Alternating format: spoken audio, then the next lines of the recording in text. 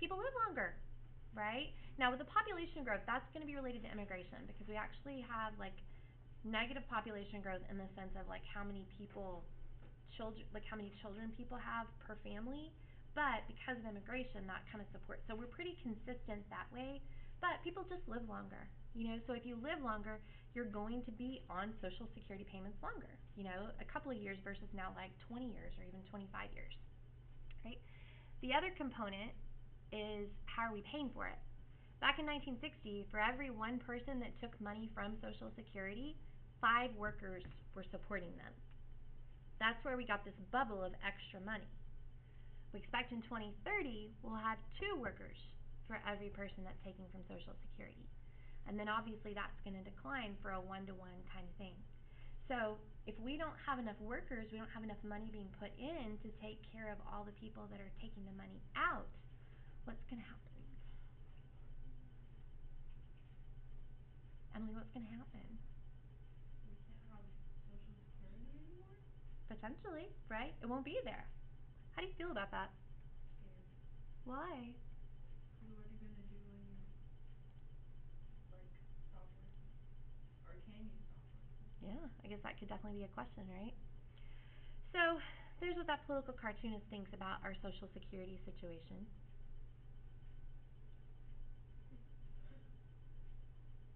Gabby, what's the cartoonist trying to tell us? We're all taking money from each other. And eventually... Why are we behind? Because if you think about when it's implemented, if people started paying Social Security then, shouldn't they just be receiving what they paid into it? It's indexed for inflation, so no. Okay. And not everybody in the beginning. It's tied to your income. Most people do it now, but you don't necessarily have to do it. It depends on who you work for. Like most people do. I will tell you, teachers in Texas don't pay Social Security, which is weird. We have an alternative retirement thing that we have to pay, but it's not better. So don't start thinking, woo, it's so great. I mean, it's like a pension that we do, but I don't trust the state government in Texas, so I don't, well, it's not that good. It's basically just like that. Congress doesn't pay Social Security. They have their own retirement fund that they created for themselves. Might think about that. But most people in America pay Social Security. There's very few people that don't. Even if you are, pretty much, there's very few exceptions of people. But it's indexed for inflation, and so the payment that you get out is tied to what your earnings were, but it's capped. So if you've got somebody that was super, super, super wealthy, and they made tons and tons and tons of money, they're not going to get Social Security payments on all of their earnings. But they're also not taxed on all of their earnings. We have a base level that we tax people at because we have a maximum that we're going to pay people out. So most people will end up taking more money out than they ever put in because of inflation and because of the length of their life. So a lot of people talk about what's wrong with Social Security. Where are we going? There we go. No, okay, we'll just go like this. A lot of people talk about what's wrong with Social Security, and so I wanted to show you some of the options that we hear out there. I just thought this was a cool graphic. It was taken from a poll where they presented to some adults how would you fix Social Security. So I'm going to talk you through all these. You don't have to agree with it by any means, but I'm going to see what the options are. So one of the options is to eliminate the tax cap. Okay, so let's say that Jordan makes $150,000 a year. She's going to pay Social Security, her 6.25 or 6.2, whatever it is, percentage into Social Security only on a portion of her salary, but the portion that exceeds that, she doesn't have to pay taxes on because we have a cap. Because we're not going to pay her Social Security benefits on $150,000 a year. Pay less taxes if you make more money. Yes. Okay. If Gabby makes $50,000 a year, she is going to pay Social Security tax on her entire $50,000 a year. The cap gets moved.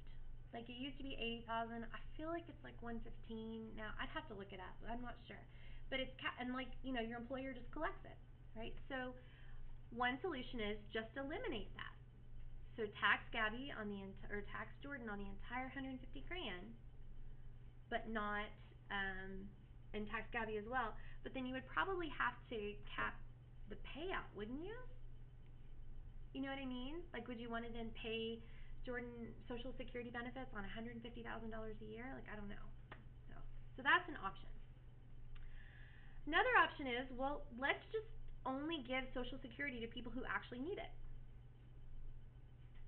So you retire. What's that criteria? Well, you would. There's 100,000. City, yeah, this one says if you earn over $100,000 a year annually from other non-Social Security Is that after sources. you retire? Yeah. So like Mhm. bank account interest and stuff like that? Yeah, you've got a pension, you've got a 401k. Real estate. Yeah, you've got investments. So if you don't need it because you have $100,000 a year coming to you, well, we're just not going to pay you Social Security. What do you think of that, Megan? Would they still be taxed? Mhm. Well, They're not. They're paying into nothing. not exactly paid. I mean, because they earn a little bit They more did earn the money, money then though. I can see why. Okay. Does anybody think it doesn't matter? I mean, they earned the money, but when you think about how much they're making at this point, I mean, most people aren't going to receive $100,000 in Social Security benefits. Oh no. No, definitely not. So if you think about what they're earning now, they don't really need it. It's like holding on to the tax. Like adding pocket change to their income. Yeah, you're giving them a little bit, which could be a lot for somebody else. So if you create something like that, does that like, I don't know what the word would be, like disincentivize people to plan for their retirement? I don't think it's a lack of incentive because I feel like people are naturally going to work to better themselves Yeah. regardless of the external pressure. Most of what people accomplish in their lives are internal motivations. Oh yeah, I see your wheels spinning. What you thinking? No, I was just disagreeing. Well, then disagree. Silently. Yeah. With that. Well, what do you think? It was just a piece of what he said that Well, what did you disagree with? the fact that Internal motivation. yeah, the internal motivation part. So you Some think it people could like get in the way of people planning for their own retirement? I guess, but people don't. Most things I've read on this Mhm. say that when people have those basics taken care of, Mhm. they're more likely to try to better themselves even more. And when Mhm. people aren't fighting necessarily to survive, they're Mhm. more likely to work harder because they know they're actually getting somewhere and not just running in circles. Actually. Okay, what if we just raise the retirement age? You know, 70 today is very different than what 70 was like in 1935. People's life expectancy is longer. Generally speaking, people can work much longer. I am sure that 70 sounds archaic to you. Like 42 sounded archaic to me when I was your age, and now I'm 42, and I'm like, I can't even imagine not having like an active, vibrant life when I'm 70. So I like people's it changes a lot. So what if we just expect people to work longer? I feel like the only thing that is like people set up, most people what they do is they get out of college or they get out of high school, they do their 40 to 50 years and they want to be done. And that's just making They their want life to be. longer. They want to be done working.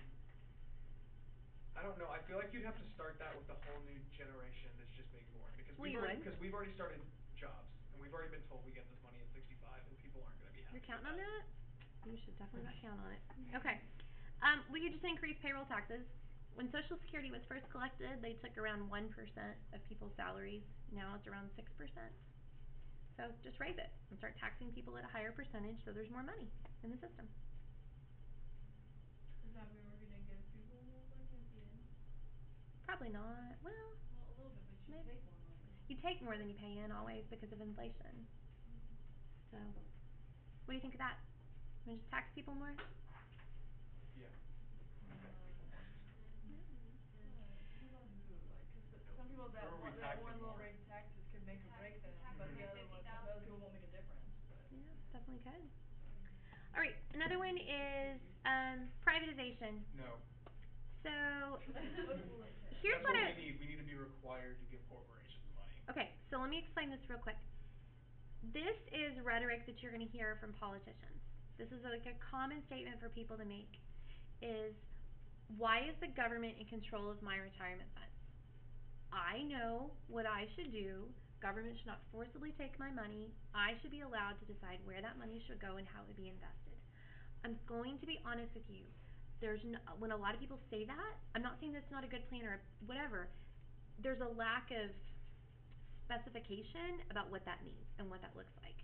That is very much ideologically driven of we want to get the government out of people's lives, which is fine, but I'm saying I don't like this looks lots of different ways to lots of different people. It's not like a singular plan, but basically what it's doing is it's saying we're going to reduce that and we're going to allow more individual decision making to be made. I don't think I'm financially responsible enough to do that. Why? I believe I would waste my money and have nothing to retire on. Can you give me But that's an your fault example? then. Yes, it is, That's but internal that's why I wanna motivation, give the Mike. I wanna give the government my money. She's right. She's right, that is. So give you an example.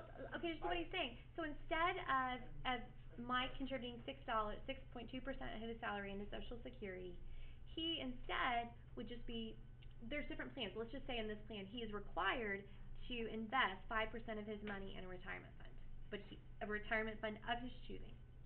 So he could go down to Wells Fargo and talk to a financial advisor, and he could say, please take 5% of my salary and invest it in a mutual fund and plan for your retirement individually. IRA. That's it? Mhm. Why is that? That's real basic. So that would be saying that we're going to let people be in charge of it and they're not going to depend on the government. I'm going to be honest with you, probably a lot of your parents do that anyway because we live in a community where My dad's pretty bad. Really? We live in a community where there is a little bit more discretionary income, speaking, and so people that have that tend to be and I would say that my generation has really been schooled about it because a lot of our parents did not do that, and now many of us are helping to financially support that generation. So I do believe most of my friends I know, but I also most of my friends have two income homes and they have discretionary income, so it just depends. But most people, if you hear your parents talk about a 401k or an IRA or a mutual fund, they're doing that already. But that's in addition to Social Security. Uh-huh. I would have to do it that way where you set it up to where they take it out of every paycheck automatically on direct deposit, because there's no way I'd do it myself. Yeah. All right, and then the other thing is let's just slowly get away with the program. Move away from it. Let's reduce benefits so that people are less dependent on it, and we're still going to pay something, but we're just not going to pay as much. Yep. What do you think? Would we still have our So we're gonna pay less With inflation going up. Well, it is what it Okay. is. You only have so much money. There should be incentives What's the for future of the for our generation that has pay because we're putting so much in currently. There should be Mhm. A payout for our generation later on, and we should build towards that. That should be a separate entity where we put money away for But the that. program was set up as a pay ahead. So if we do that and we take your generation's money out and we set it just for your generation, my grandma might end up on the street. It is not sucked to be her. That's my grandma, Mike. You know what I mean? It's the problem. Infrastructurally, the program was not created for what it is now. And so the problem is that the original design is not appropriate for what it's become. So I guess what I'm getting at is something has to change. Okay? Dolly, why do you think when we watch the presidential debates that we don't hear this kind of talk? We don't hear politicians offering all this stuff. Because I think if they took a certain side, they're going to alienate a lot of different people and their ideas, and so it's going to only attract a certain amount of voters, and it's going to, I guess, repel a lot more. Yeah. While it interests a large portion of the voting population, it doesn't interest the majority of the voting population. Well, who is interested in Social Security? Who really cares about this? people. Old people. And what do old people do? Vote, yeah, that's what I'm saying. It's a large portion of the voting Oh, population. I misunderstood you. I'm sorry. It is a large portion of the voting population, but I'd say 50% of people are just going to tune out at that point. Yeah. And you guys, if you look at this, how are you going to please everybody? I mean, you are absolutely, like you said, like Dolly said, you're going to alienate somebody.